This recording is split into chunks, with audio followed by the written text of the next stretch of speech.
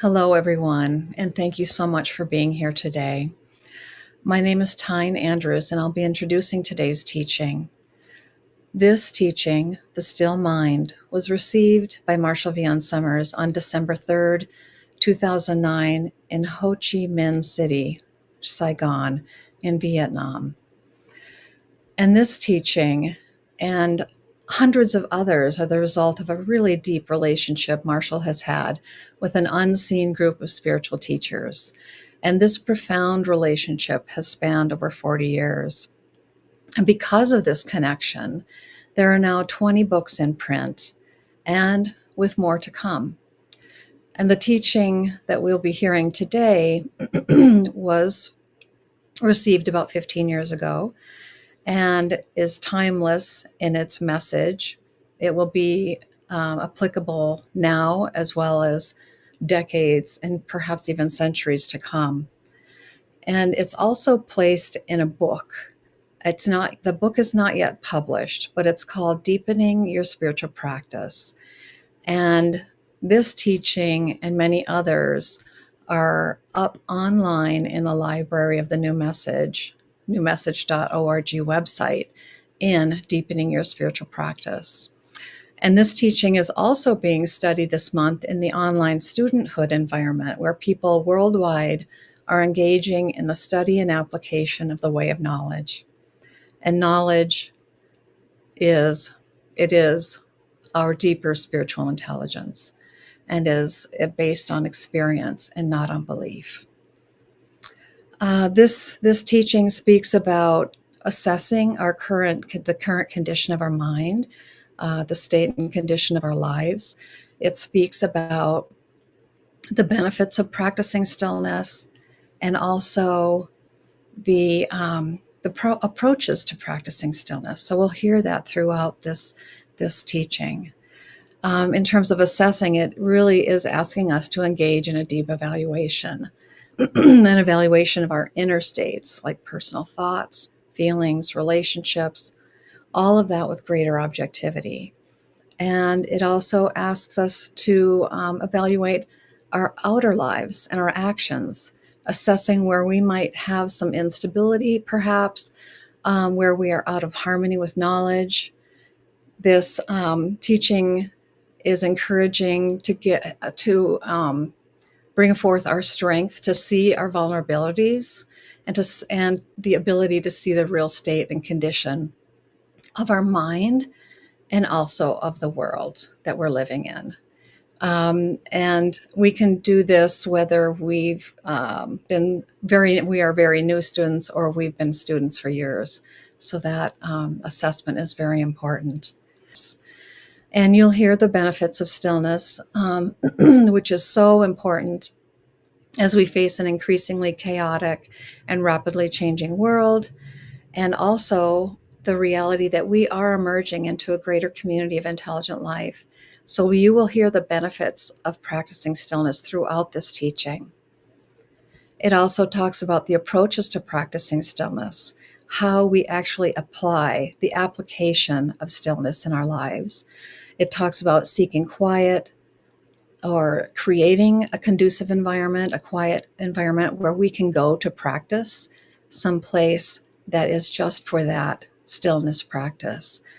It talks about focusing on a sound or a word or an object to quiet the mind.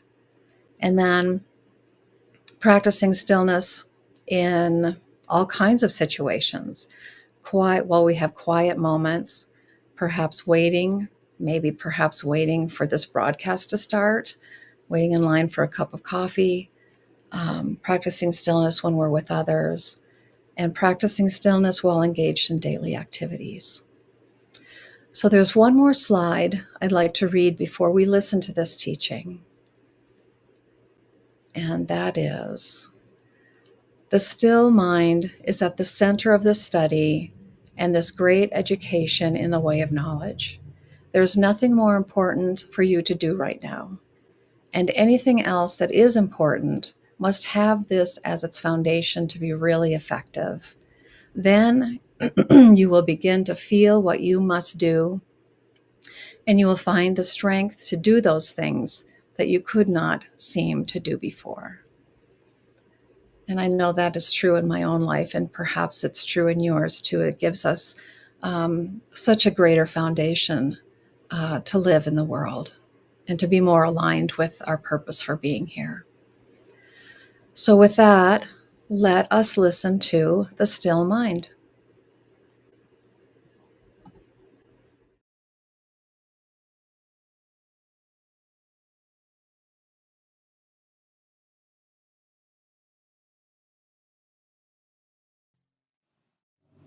The mind is a wonderful vehicle of expression, a tool of communication,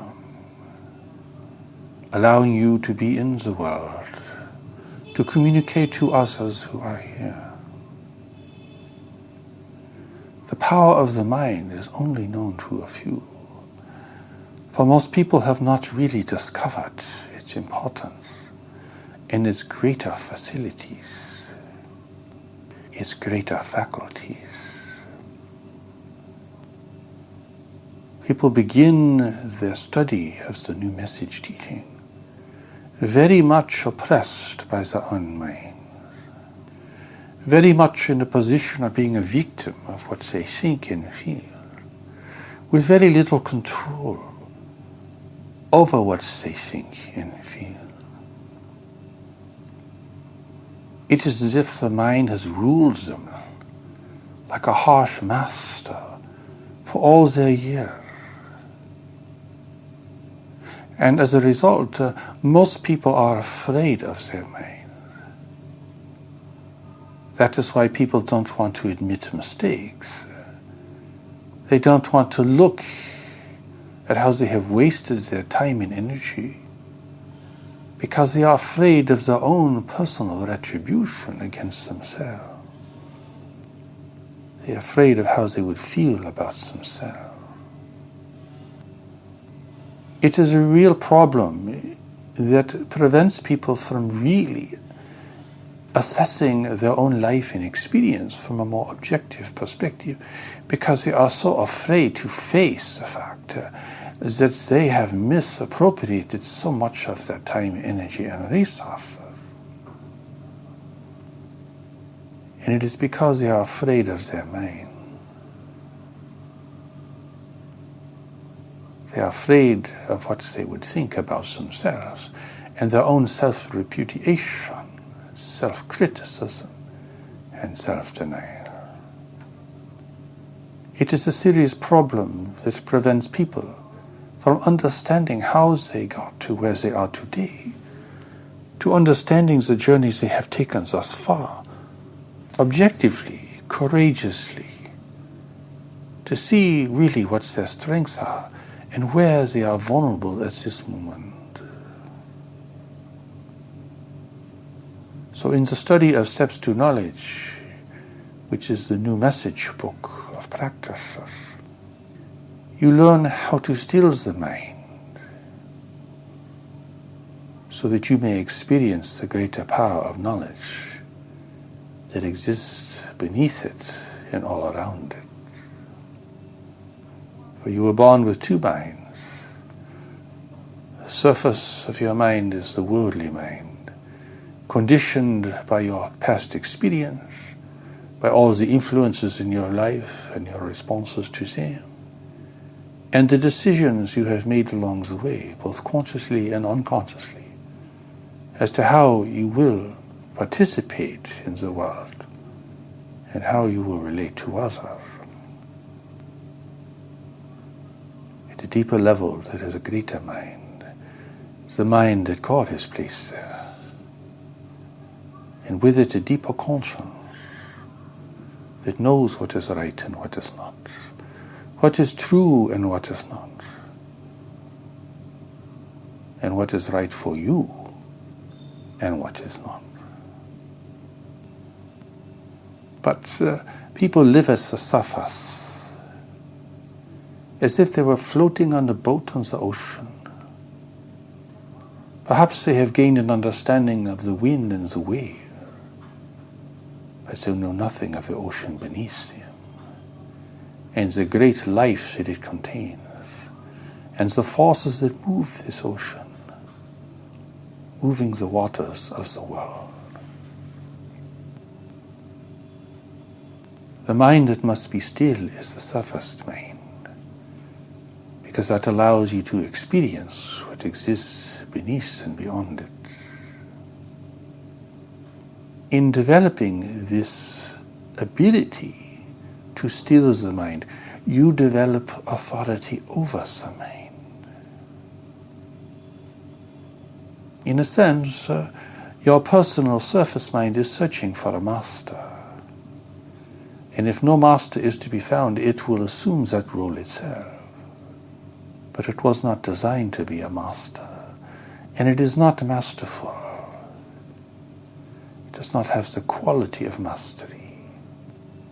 It is meant to be a tool, a medium, a servant for a greater power.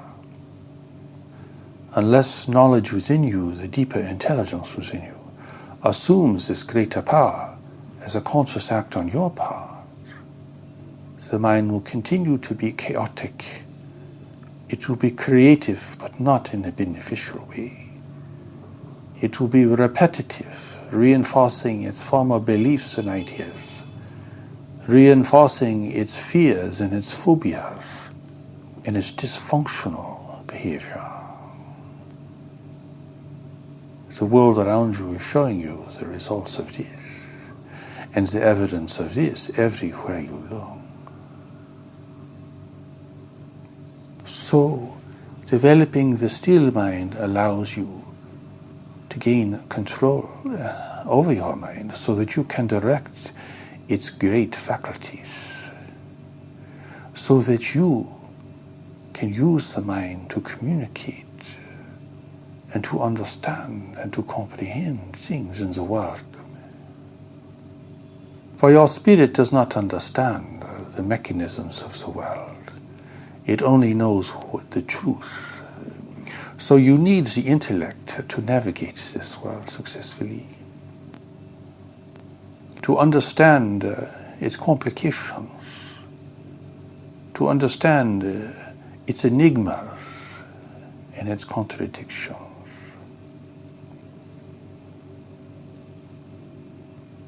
For the world beyond your senses is not orderly. It is chaotic.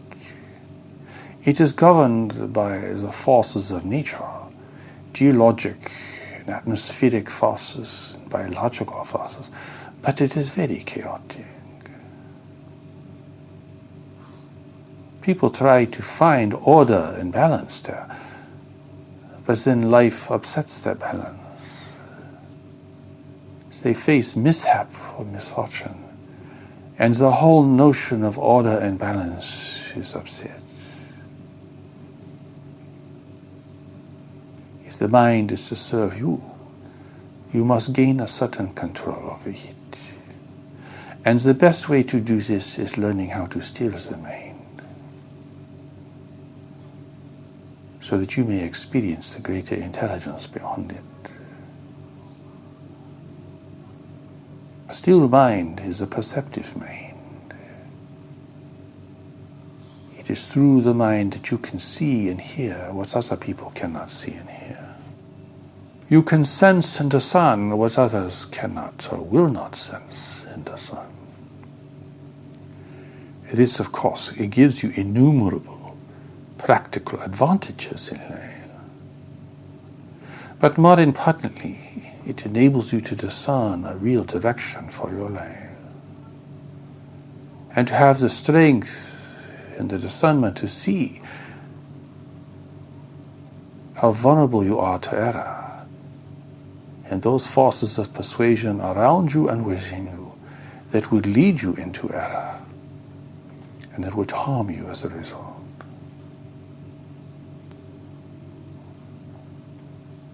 The mind does not want to be still because it is afraid. And because people are afraid of their minds, they don't want to be still because they are afraid of what they might feel. They might feel the real condition of their life. They might feel the emptiness and the longing and the displeasure with so many things. that they claim to give them happiness. So you must have courage to do this, because you will feel the condition of your life. You will feel the quality of your relationships and whether they are really appropriate for you at all. You will feel your mental condition, the real condition of your emotions, the state of your body and your health. People are running all the time, overstimulated, overwrought, driven, so they won't feel these things. The music is always playing. They are always busy. They are always talking. They are always moving, afraid to sit still, afraid to be with their own real experience.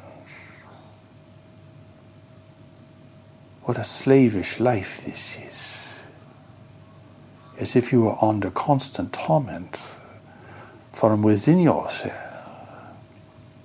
driven to run away from yourself, being a stranger to yourself. Rich or poor, no matter what your circumstances, or your seeming advantages or disadvantages in society, you are really a slave to other forces in this condition. That is why stilling the mind gives you peace and reprieve from your own self-torment. And as a result, as you begin to approach this, you seek for more quiet in your environment. You seek for more depth in your conversations and communication with others. You seek that which is genuine and deep and meaningful, and find yourself increasingly dissatisfied with the superficial and the trivial. And you find that even your friends don't really know you at all. They only understand perhaps your ideas or your behavior, but they really don't perhaps have a sense of your inner life or real nature. And many things come under question here. The value of your work, the value of your health, the meaning of your relations with others. Brings you to the question as to whether you are really living the life you were meant to live. And the answer is real and fundamental. And if you ask this question, you may feel the answer even immediately, because it is so ever present in your experience. So the question arises, how do you still the mind? You focus on something within it or beyond it. You sit quietly with your eyes closed or slightly open. You have a passive attitude, which means you're not trying to get anything or make anything happen within yourself. You sit comfortably. In Steps to Knowledge, it teaches you to say Nara, or just run as part of your practice, to give your mind something to focus on, a counterpoint to its errant thinking and constant wandering and imaginings.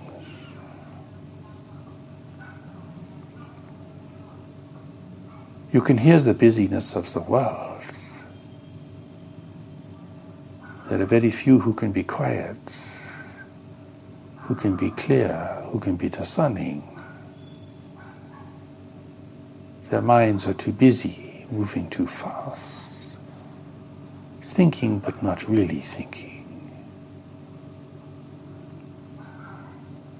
So when you practice focusing on something and allow your mind to settle down.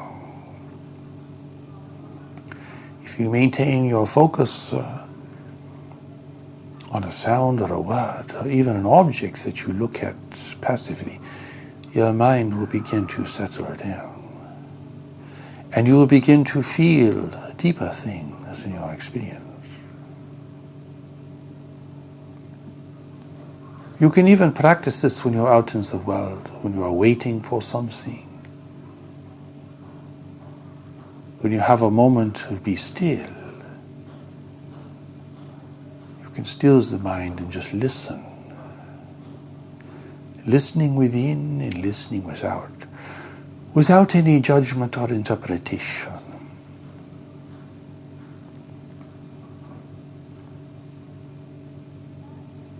This leads to the experience of the still mind. There is so much time in your day where you could practice this, actually, that it's just wasted now in wandering thoughts, in vague imaginings, in fearful scenarios that you dream of. There is so much time and focus wasted, which could be brought into this practice. And you'll see that you need a quiet place to practice when you're in meditation. And if you're out in the world, you need time to have this experience and to develop these skills. For you do not simply have a still mind just because you want it. You have to develop the skills to bring it about and to sustain it. One of the great benefits of this is whenever you really need to pay attention to something, you can still your mind.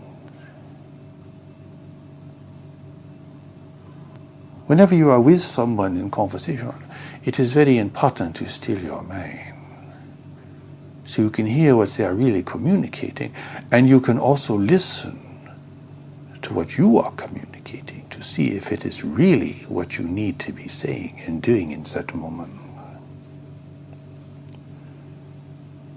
You're listening in and listening out at the same time. Are you really saying something that is meaningful? Are you really expressing what you want to express? Do you need to say anything at all?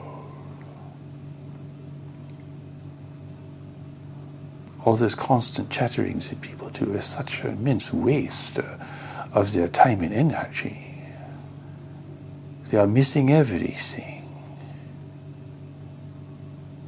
Even if they think they are being clever and socially acceptable, they are missing so much. They might as well be talking to themselves.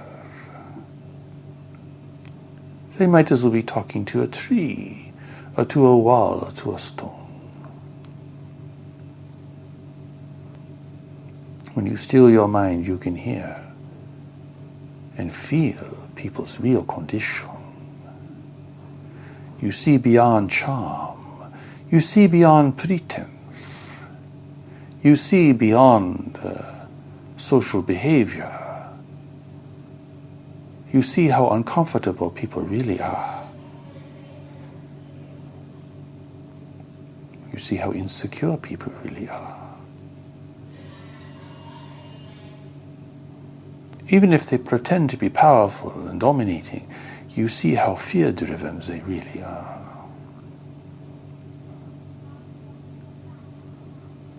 You begin to see things that you never saw before. Powerful people do not look so powerful anymore.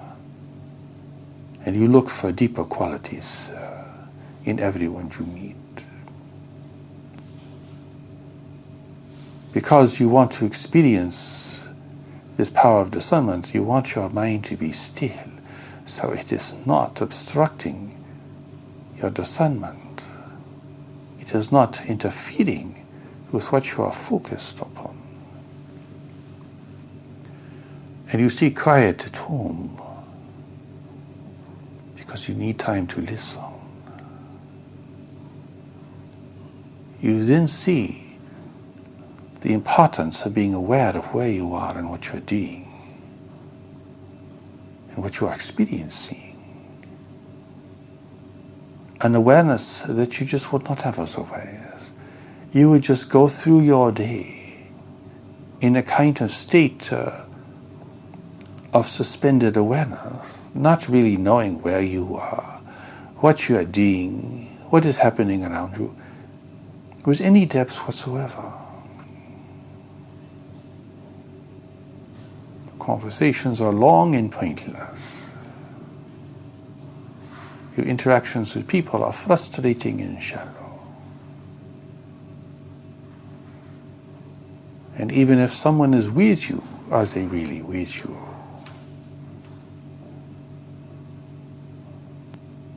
This requires real courage, of course, because you must be willing to face whatever is there, the truth of whatever is there. And the truth is not an idea or a concept or a theory, it is simply what is there. Now you are beginning to experience knowledge, which is the experience of reality. A reality at all levels, at the surface and deeper. But to experience this, you must be spending a lot of time looking without a lot of inner thinking. A still mind. The mind is either a window or a wall. To see through it, it must be quiet and transparent. Otherwise, it is like a shell that you live within. Afraid of it, driven by it, overwhelmed by it, intimidated by it.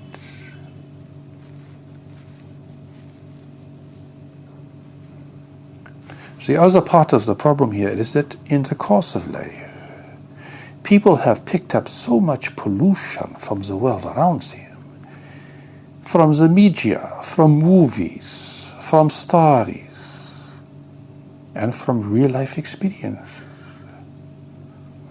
There is so much contamination, so much anger, so much tragedy, so much violence, so much degradation.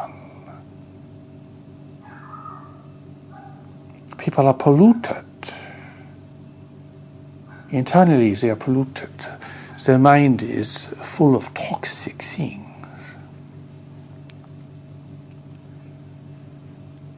And so when you begin your meditation, you begin to feel these toxic things. And it is really hard to face because you find that what is in your mind can be terrible, awful. And you also find you have images from movies you saw years ago, images that haunt you and make you feel afraid or upset. You find you have irresolution with people from the past. You find you have resentments towards certain people.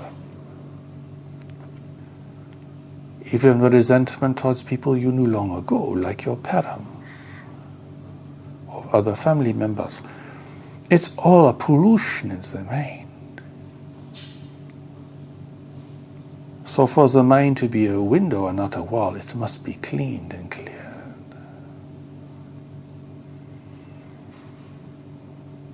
So as these things come into your awareness, you say, I release this now, for it is no longer meaningful to me. And you experience letting it go, sending it down a long river until it is out of sight. Sometimes you must take action to resolve these things. Communicating with people you have resented, or taking some other kind of resolving actions that will help you in this matter. But much of this pollution is simply the imagery of life, and the imagery that your culture and the media has put into your mind, contaminating your mind. As you practice stillness, these things have less and less appeal and less of a hold upon you. Even your greatest fears or phobias begin to lose their power over you as you continue your practice in stillness, in observation. So the pollution takes real time to be cleansed from your mind. And you see how important it is to control what comes into your mind, far more than you have in the past. You do not want to watch movies now unless they are really essential for your awareness. You want to really be careful what you take into your mind, what you expose yourself to, and if it is really meaningful or necessary or not.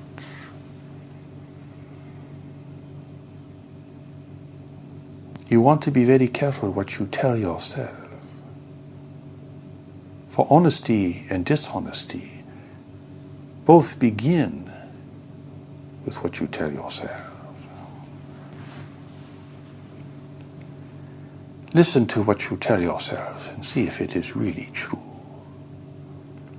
or if it is merely a habit or part of your conditioning. Listen to what you tell other people to see if it is really true. Am I really speaking the truth, or I'm just saying something for any other reason? Listen, watch, become aware of what you say and what you think, and what you tell yourself, and what others tell themselves. And you will see the nature of real self-deception, and you will see again how necessary it is for you to find freedom from this, and to cleanse your mind and your life of those things that do not belong in it, and that are corrupting it and polluting it. Here you are able to experience a state of mind that is neither hopeful nor fearful. It is not a state of mind that is angry. It is not a state of mind that is possessed. It is not a state of mind that is driven by desires and needs and anxieties. It is remarkably observant. It is fully present. It is engaged with life because it is present to life. It is careful and discerning, but it is not defensive. It is looking for what is meaningful. It is letting everything else pass by. Here you do not need to be disgusted with the world, or disgusted with people, or disgusted with anything, for you are looking for what is real and true. It is like looking for the fruit on the tree. The fruit is only a very small part of the tree, but you are looking for that. You are looking for wisdom in others. You are looking for inspiration in others. You are looking for what is true in others and what they are communicating that is really true. You want to experience and see their real condition and not be swayed or mesmerized by how they present themselves. You do not want to be fooled by beauty or wealth or charm, for they are deceptive and destructive to you if you cannot see through them. You do not want to be deceived. You do not want to be obsessed. You do not want to be overwhelmed. And so you exercise the power of seeing, which requires that you have a still mind.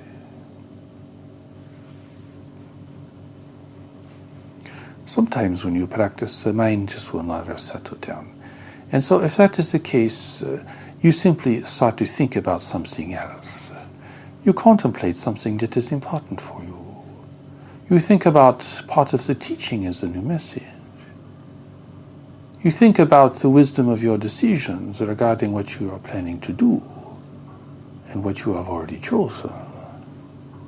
You employ the mind to consider something meaningful and valuable, instead of being a helpless victim of wherever it wants to go. So if the mind will not settle down in your meditation, you use the mind for contemplation. You see, you're exercising authority here. In either case, you're exercising authority, and you're doing something very useful and beneficial and productive. If there are traumas in your life that have to be resolved, you might need professional help. But ultimately, you must release things that are obsessing you. And you must gain authority over your mind to do this.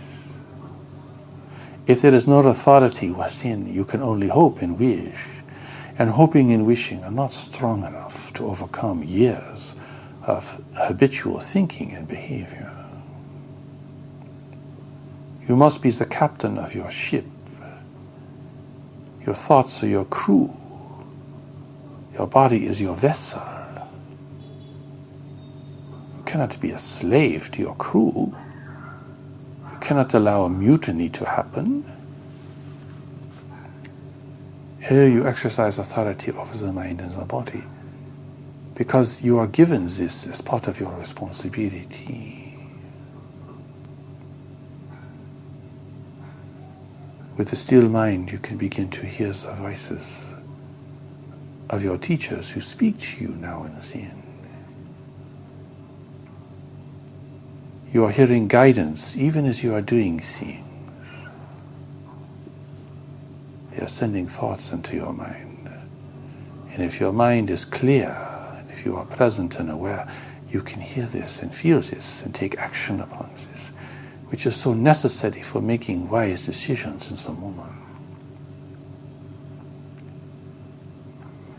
Here you begin to feel and experience signs within yourself and signs within the world, telling you what you need to know, advising you, counseling you. And you do this without fantasy, without preference, and without fear. You just sense the way things must go, what to do, what not to do in certain situations. Everything we are presenting here represents a set of skills that must be cultivated over time. You cannot simply wish for them and have them become really functional in your life. You have to build the skills.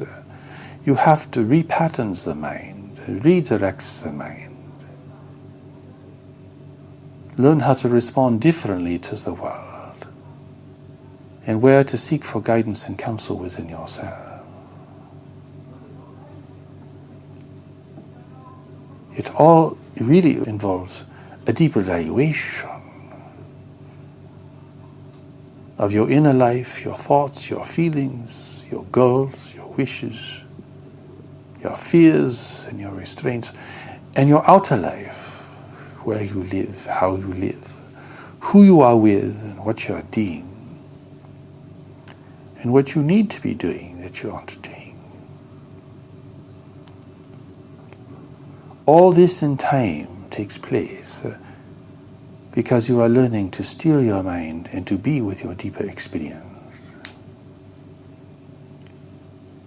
It is a tremendous thing to undertake. And that is why steps to knowledge has been given. And that is why there are many steps and not only a few. Because you are taking a journey from one state of mind to another.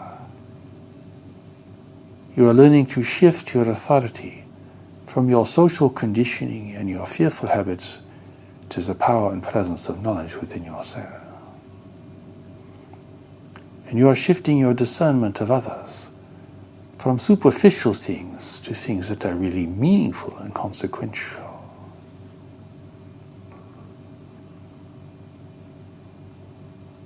In every decision you make, it is what informs that decision and where you seek your counsel and what influences your thinking and your actions.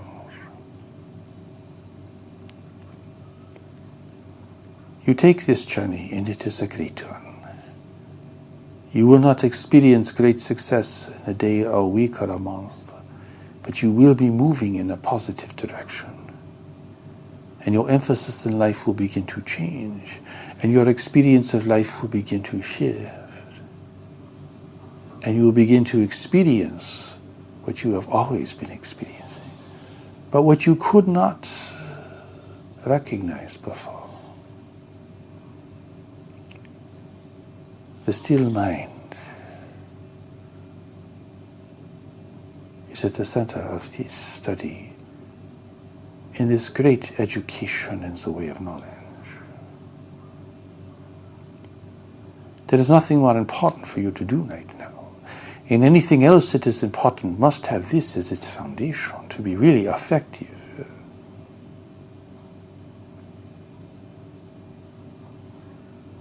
Then you will begin to feel what you must do, and you will find the strength to do those things that you could not seem to do before. And you will find the clarity to escape ambivalence and confusion. For you will see through your own inner experience and through the genuine expression of others what is really true and what is not true.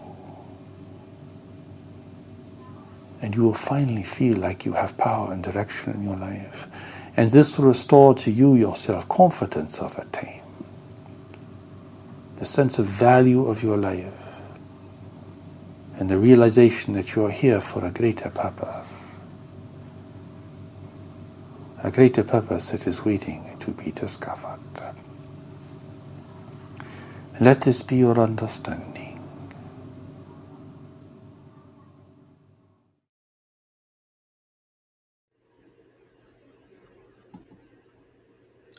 Yeah, thank you, everyone.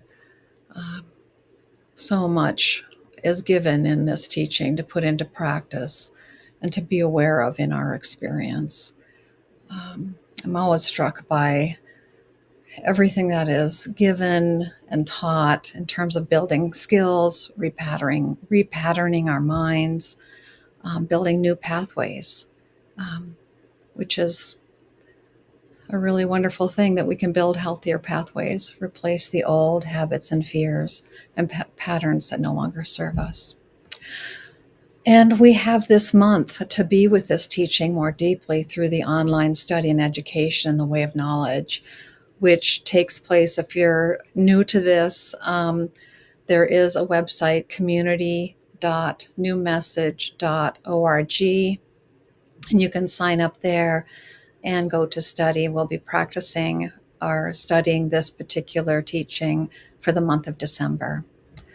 And before we go to the chat, I want to let you know of some resources for practice and a couple of upcoming events. So this teaching did mention Steps to Knowledge. These are all books in the New Message Library in Volume 3. So there's Steps to Knowledge, the daily practice of stillness and inner knowing. And then there's a text called Living the Way of Knowledge. And that is helping us as people live in an emerging world. And then Deepening Your Spiritual Practice, which is not yet published, but there are several teachings there along with the Still Mind. And these are all under Volume 3, which is basically the practice and application of living the way of knowledge. So those are there for our resource. And then we have a few events coming up. We have Tuesdays at 7 p.m. Mountain Time. We have the Tuesday World Meditation, and that is hosted by a student from all corners of the world. So that's a really important time to be together. And there's a stillness practice that we engage with together in that environment. And then Saturday, December 21st, this month at 9 a.m., there will be a live teaching from Marshall. So we'll be sending out updates and emails regarding that. So we now have an opportunity to discuss this teaching with each other on the live broadcast chat on Discord.